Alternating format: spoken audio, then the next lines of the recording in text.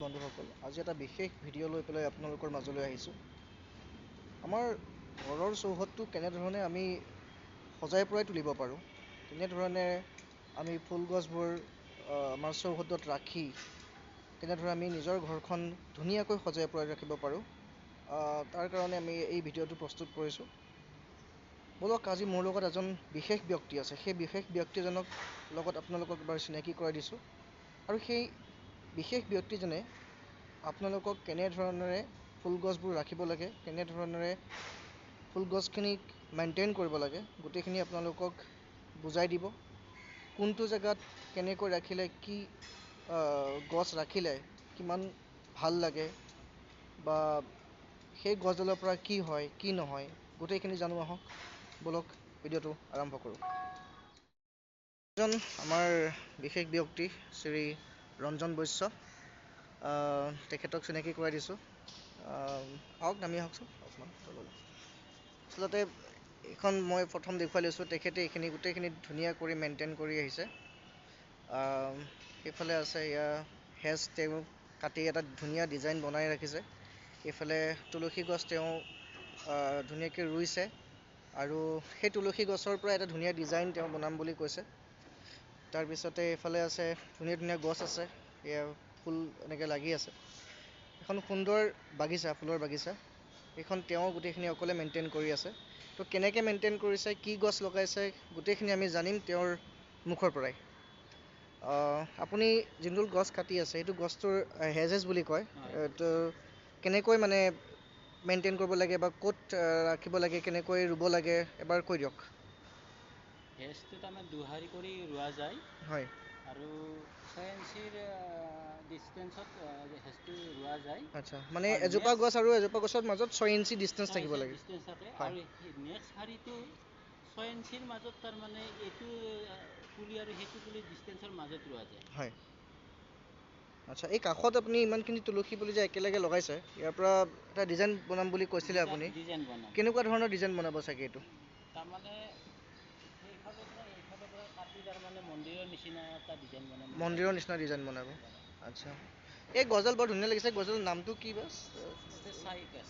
Cycas, হয়। Cycas এডাল কেনেকুৱা জেগাত লগাব লাগে, কেনেকুৱা কি হয়? এনেকুৱা তাৰমানে ধৰক আৰু মানুহৰ তাৰমানে সন্মুখ চাইড, হয়। আৰু চোৰ কাৰণে তাৰমানে লগোৱা যায়। হয়, গেটৰ হয়। সন্মুখতে লগোৱা যায়। গেটৰ সন্মুখতো হয়।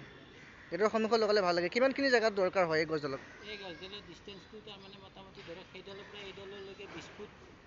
20 ফুটমান জেগা লাগে আৰু। হয়। গছডাল ডাঙৰ হয় তাৰমানে? ডাঙৰ হয়। আচ্ছা। আৰু বাকী এইফালে চাওঁ, এইফালে এইডালটো চবেই চিনি পাওঁ, অশোক বুলিয়ে কয় চবেই। এতিয়া এই গছডালক আমি কেনেকৈ মেইনটেইন কৰিলে ইয়াৰ পৰা ভাল ফুল মানে পাব পাৰি, বা দেখাত ধুনীয়া লাগে, কেনেকৈ মেইনটেইন কৰিব লাগে? এডাল মেইনটেইন কৰিব পাৰি, আৰু ধৰক আৰু মাহে মাহে তাৰমানে কাটিং কৰা যায়। হয়। ফুলাৰ সময়ত কাটিং কৰা কাটিং নাযায়। কৰিব, ফুলিলে কাটিং কৰিব পৰা নাযায়। হয়। আৰু ইয়াৰ পৰা তাৰমানে ধৰক ডাল ৰুই আৰু তাৰমানে নতুন কৰি তাৰমানে আৰু এক্সটেনশ্যন কৰিব পাৰি। হয়।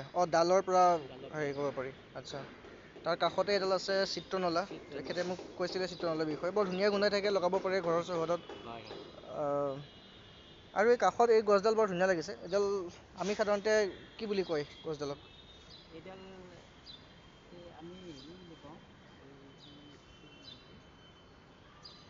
এইটো কেনেকৈ মানে হেজেছে হয় এইটো? হেজেই হয়, হেজৰ নিচিনাই হয়। এইটো তাৰমানে আৰু ধৰক 3 ইঞ্চি যে মাথাত তাৰমানে এডালৰ পৰা সেইডাল ডিষ্টেঞ্চ 3 ইঞ্চিত ৰোৱা 3 যায় ইঞ্চি তাৰমানে। 3 ইঞ্চি ডিষ্টেঞ্চ কৰিলে ভাল হয়। আৰু ধৰক আৰু বেছি এইটো গভীৰ হ'ল। কেনেকুৱা মানে কেনেকুৱা জেগাত ঘৰখনৰ ধৰকচোন, কেনেকুৱা জেগাত লগালে দেখাত বেছি ধুনীয়া লাগে, বা কেনেকুৱা কি হয়?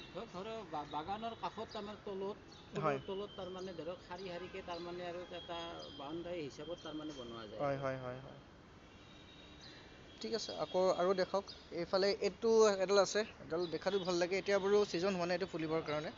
কিন্তু এডাল গছ লগাব পাৰে, বৰ ধুনীয়া হয় গছডাল। আৰু এইটো বাগান ভেলি। এইটো হয়, এইটো বগেনভিলিয়া, এইটো ফুলিব আৰম্ভ কৰিছে। ফুলিব আৰম্ভ কৰিছে, হয়। কিন্তু এইডাল তাৰমানে কাটিং কৰি থাকিলে সৰু হয়। হয়। আৰু যদি কাটিং কৰা নাযায়, হয়। তেতিয়াহ'লে ডাঙৰ হৈ চাইন দিব লাগে। হয়, হয়। এইফালে আপুনি কাৰ্পেটৰ বিষয়ে অলপমান কৈ দিয়ক। কাৰ্পেটখন কেনেকৈ লগালে সুবিধা হয়, বা ডাঙৰ কেনেকৈ হয়? কি কাৰ্পেটটো লগালে ধৰক আপোনাৰ আগৰ মাটিটো তাৰমানে 2 বা 3 বাৰ চহোৱা যায়। হয়। আৰু মাটিটোত তাৰমানে ধৰক কিবা বেলেগ গুণ থাকিলে তাৰমানে আমি বা কীটনাশক কিবা যদি পোক চোক থাকে এইটো হয় মাৰি লোৱা যায়। তাৰপিছত আৰু মাটিখিনি ভালদৰে চহাই ধৰক 2 মাহ এমাহ আমি এৰি দিব লাগে। হয় 2 মাহ এমাহ চহাই তাৰমানে ভাল কাৰ্পেট লগালে হয় ভাল হয়। তাৰমানে আৰু ধৰক যিটো বাহিৰা গুণ থাকে তাৰ কোৱালিটি থাকে, অলপ হয় ভাল কোৱালিটি থাকে। ভাল কোৱালিটিবিলাক লগালে তাৰমানে ধৰক মাটিবিলাক তাৰমানে ৰোলাৰ কৰিব লাগে, হয় ৰোলাৰ কৰি পেলাই কাৰ্পেট লগাব লাগে। হয় আৰু তাতে বহি যোৱা চান্স থাকে আৰু হয় আহক সেইখিনি আগলৈ তাৰমানে যাওঁ অঁ সেইখিনি আৰু ধৰক সমান কৰি লৈ পেলাই ৰোলাৰ মাৰি পেলাই কাৰ্পেটটো লগালে ভাল হয়। এইখিনি এটা এই চাইকাছ বুলি যোনডাল গছ দেখুৱালে আপুনি, এইডাল এটা চাইকাছটোৰ আপোনাৰ এটা বেমাৰ এটা লাগিছে। বেমাৰ এইটো লাগিছে কি বেমাৰ হয় বুলি কয়? এইটো ব্লাইট বুলি কয়। ব্লাইট হয়। ব্লাইট আচ্ছা, এই যদি বেমাৰটো সাধাৰণতে লাগে তেতিয়াহ'লে আমি কেনেধৰণে ইয়াক ট্ৰিটমেণ্ট কৰিব লাগিব? এই গছডালক কেনেকৈ বচাব পাৰিম? কি ছিষ্টেমত আমি তাৰমানে কৰিব ধৰক লাগিব? আমি সচৰাচৰ তাৰমানে আৰু টাবগড় দিয়া যায়। টাবগড় বুলি এটা মেডিচিন আছে, টাবগড় হয়। দিয়া যায়। তাৰমানে টাবগড়, ধৰক 1 লিটাৰ পানীত 1 ড্ৰপ তাৰমানে ঔষধ মিহলাই হয় মিশ্ৰণ কৰি পেলাই তাৰমানে ধৰক সপ্তাহত এবাৰ দিয়া যায় আৰু হয়। মাহত টাবগড় 4 বাৰ দিয়া যায়। 1 লিটাৰ পানীত 1 ড্ৰপ কৰি পেলাই, কৰি হয়। বহুত কম পৰিমাণে দিব লাগিব। লাগে বেছি হৈ গ'লে গছডালে বাচি থকা দিগদাৰ হ'ব। দিগদাৰ হ'ব। ঠিকে আছে, বাকী আৰু গোটেইখিনি ভাল লাগিছে দেখাত। এইবিলাক চানদনি চানদিনী ফুল, এইটো আমি ঘৰৰ ভিতৰত লগাব নে বাহিৰত? এইটো বাহিৰত লগাওঁ। ঘৰৰ বাহিৰত লগাব। ঘৰৰ বাহিৰত লগাত বৰ ধুনীয়া ফুল দেখি আছে, ফুলি আছে। বহুত বেছি ডাঙৰ গছো নহয়।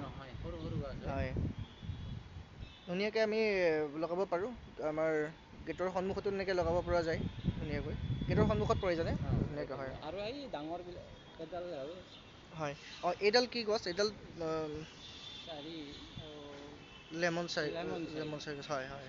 লেমন চাইগছ ভাল গছ এডাল, আপোনালোকে লগাব পাৰে। এইডাল এইটো লগাব পাৰে। তাৰমানে ধৰক তলৰ কিমানমান পৰাই 5 ফুটমান ওখত আমি কাটি দিওঁ, তাতে আৰু 5 ফুটতে আমি কাটিং কৰা যায় আৰু 5 ফুটত কাটিলে দেখাত ভাল লাগে আৰু, দেখাত ভাল লাগে হয়।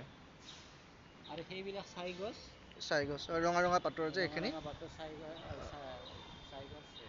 হয়। চাই গছ বুলি কয় ইমান এইটো। হেৰি এইটো কাটিং কৰি থাকিব চাই লাগে। গছ নহয়, এইটো তাৰমানে হেৰি ফাই গছ। ফাই গছ, নামটো পাহৰি গৈছিল তেখেতে। ফাই গছ। ফাই গছ তাৰমানে এইটো কাটিং কৰা যায়। তাৰমানে ধৰক আৰু গাৰ্ডেনৰ বাউণ্ডাৰীত দি পেলাই কাটিং কৰা যায়। বাউণ্ডেৰীত দিব লাগে বাউণ্ডাৰীত দিব গাৰ্ডেনৰ, লাগে। হয়। বাউণ্ডেৰীত দিলে দেখাত ভাল লাগে। ফেঞ্চিঙৰ টাইপৰ হয়, ফেঞ্চিং টাইপৰ হয়। আৰু সেইডাল চম্পা, বগা চম্পা। বগা চম্পা, এইডালো বৰ ধুনীয়াকৈ কাটিং কৰি ৰাখিছে, দেখাটো ভাল লাগিছে, জোপোহা কৰিছে। আৰু বৰ ধুনীয়াও গোন্ধাই থাকে, মানুহৰ ঘৰত থাকিলে দেখা পাইছোঁ মই। ফুল লাগিয়ে আছে। এইটো কেনেকৈ লগাব এইটো পাৰি? ডালৰ পৰা লগাব ডালৰ পাৰি। পৰা লগাব পাৰি, হয়। কিমানমান জেগা লাগে চম্পা এইটো গছডাল লগাওঁতে? চম্পাডালত আৰু ধৰক মোটামুটি 10 ফুট বাই 10 ফুট হ'লে আৰু ভাল হয়। 10 ফুট বাই 10 10 ফুট, ফুট তাৰে হয়। অন্তৰত তাৰমানে আৰু এডাল দিব পাৰি আৰু 10 ফুট বাই 10 ফুটৰ অন্তৰত, হয়।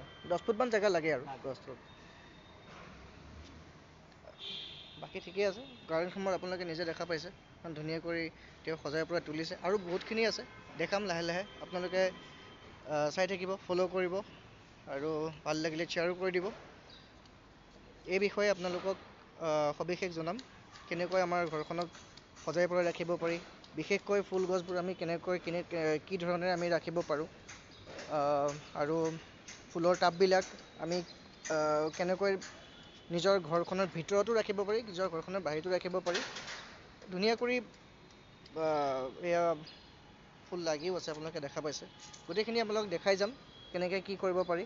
গতিকে এইফালে এখন আমাৰ তলতো আছে, ধুনীয়াকৈ তেওঁ মেইনটেইন কৰি ৰাখিছে। আপোনালোকে চাব, ভাল পাব। লাইক কৰিব, কমেণ্ট কৰিব। Thank you so' much.